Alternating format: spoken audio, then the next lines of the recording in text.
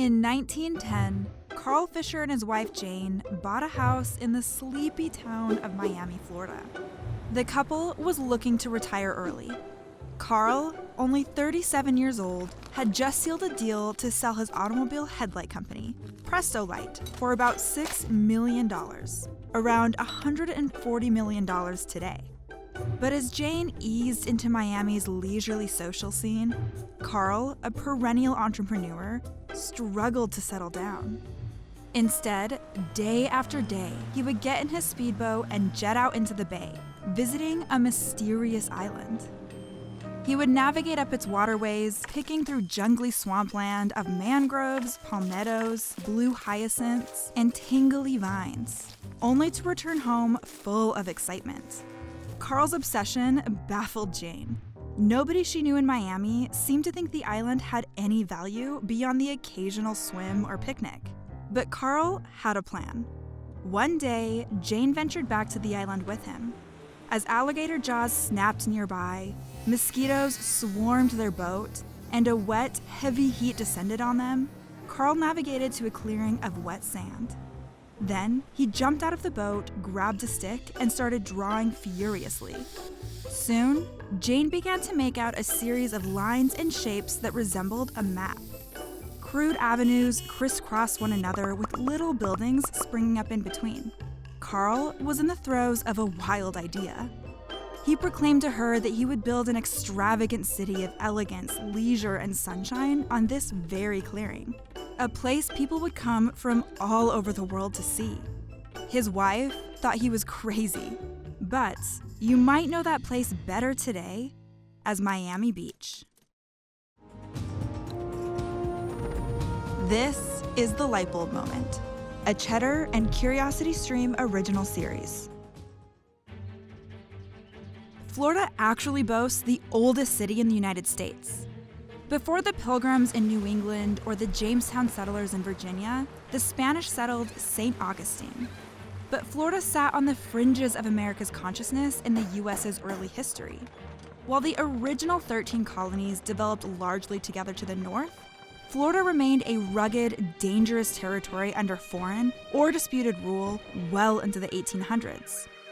Even after the Spanish sold Florida to the United States in 1821, it remained quite isolated. There was really not much but swamp. Typical American settlements didn't really start until the late 1800s, and they were limited to the coast and where rivers ran out into the bay. Roads sunk into marshy swampland. Mosquitoes spread diseases like malaria and yellow fever, and terrifying creatures like alligators roamed. But that was all about to change with the advent of the railroad.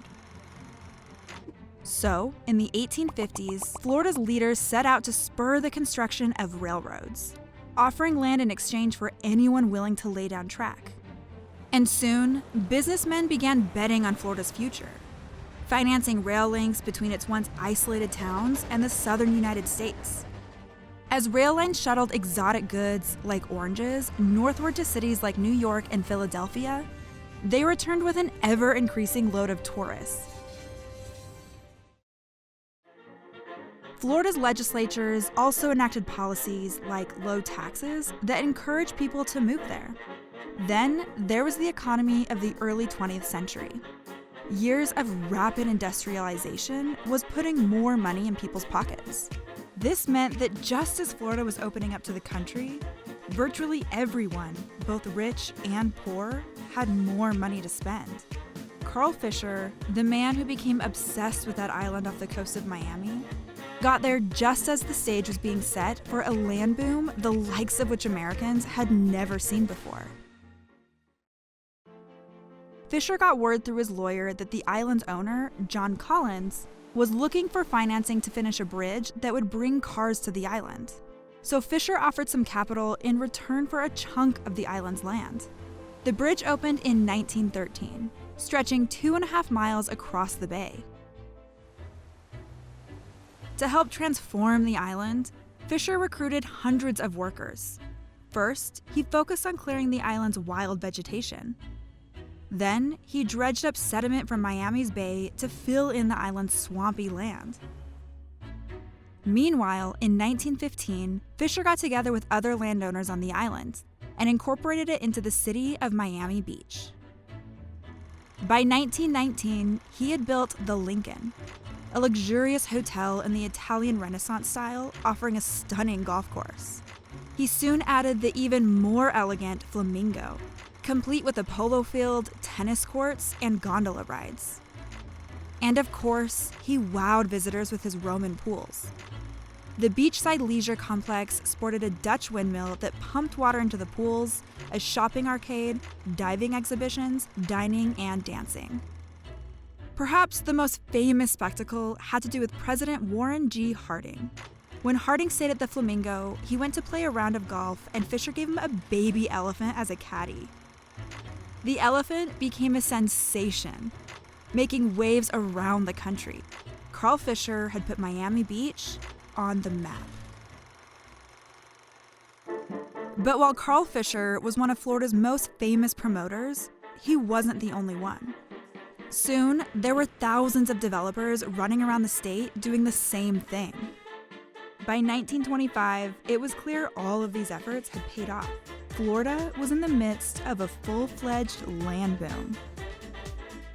From 1921 to 1925, Miami's population increased 165%, Orlando 140%, West Palm Beach 121%.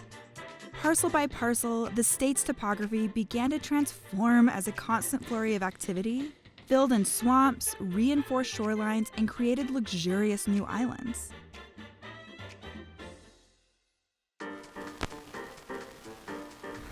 The islands you now see below were pumped up from the bottom of the sea and now contain beautiful residences. The demand was so high that Florida subdivided enough land in the 1920s to rehouse the entire U.S. population at the time. Investors were buying tracts sight unseen, flipping them before the paperwork even went through to grant them the deed. Buyers just couldn't get enough. In 1924, a man named D.P. Davis sold 300 building lots in Tampa Bay in 3 hours. They were virtually all underwater. On July 26, 1925, there were so many real estate ads in the Miami Daily News that it ran 504 pages long and weighed a staggering 7.5 pounds. No speculative bubble can last forever, though. Florida's didn't even make it through the roaring 20s. With so many transactions happening so quickly, authorities struggled to police the real estate market. False advertising was virtually everywhere, with prospective buyers seeing elegant mock-ups on paper and even sometimes fake movie scenery in person to trick them into buying often worthless land. Stories like this started to put a damper on the excitement surrounding Florida. Then, in 1926, Florida got hit by another crisis. This one was a natural disaster.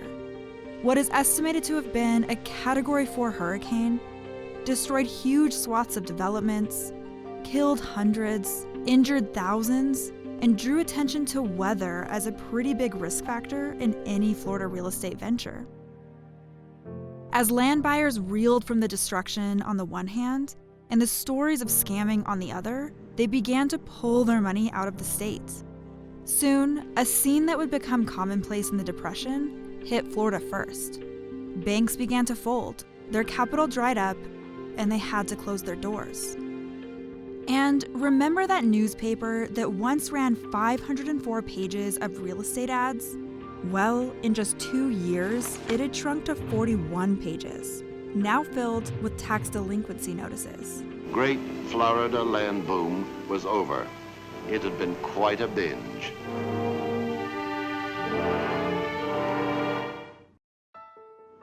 But the land boom of the 1920s was just one of the first waves. While the bubble bursting damaged Florida's growth in the short term, it would pick back up again many times over the next century. In the 1950s, after World War II, the first cohort of Social Security retirees showed up seeking cheap living and breezy retirements. The low cost of living also brought in many former GIs.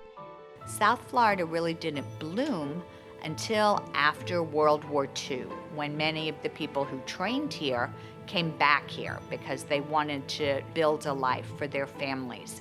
The next big population wave occurred in the early 60s, and that was the movement of people from Cuba, the Cuban Revolution, here to South Florida. Even more people came in the 1980s. Yet another boom period came in the early 2000s, as cheap home loans, fueled by the impending subprime mortgage crisis, and good economic times supercharged the Florida real estate market once again. These subsequent rushes to Florida have helped turn it into a cultural, political, and economic powerhouse. The state boasts 21 million people today. Their votes can swing elections, while their businesses and so many Floridians' connections to Latin America have made Florida's economy the fourth largest in the country.